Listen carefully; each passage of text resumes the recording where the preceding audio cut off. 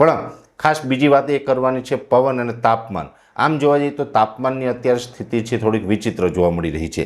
જે આપણે 16 થી 24 ઓગસ્ટનો વરસાદી રાઉન્ડ આવ્યો ત્યાર પછીથી આપણું તાપમાન છે ઘણું બધું નીચું પણ આવ્યું છે। અને ખાસ કરીને જોવા જઈએ તો તાપમાન જ્યારે નીચું આવે ને આ સમયની અંદર મોટાભાગે જ્યારે વરાપ નીકળે ત્યારે આપણે ગરમીનો માહોલ જોવા મળતો હોય છે। પણ હવે આ અત્યારે આપણું જે વાતાવરણ છે એ ઠંડુ થયું છે અને હવે ગરમીનો માહોલ આપણે જોવા નહીં મળે। કેમ કે જેવી રીતે જોવા જઈએ તો આપણે હ્યુમિડિટીનો વધારો થવો જોઈએ એ પ્રકારે હ્યુમિડિટી અત્યારે જોવા નથી મળતી।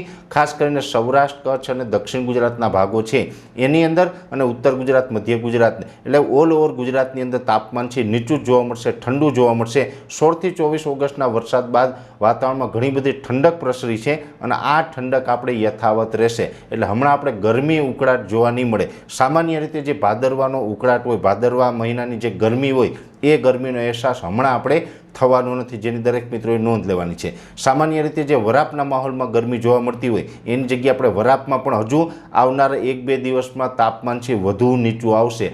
અત્યારે એવરેજ જોવા જઈએ તો 27 થી 30 ડિગ્રી આસપાસનું જે ટેમ્પરેચર જોવા મળી રહ્યું છે એમાં પણ 1 થી 2 ડિગ્રીનો ઘટાડો થાય અને લગભગ 25 થી લઈને 28 ડિગ્રીની રેન્જમાં તાપમાન આવે તેવી શક્યતાઓ છે।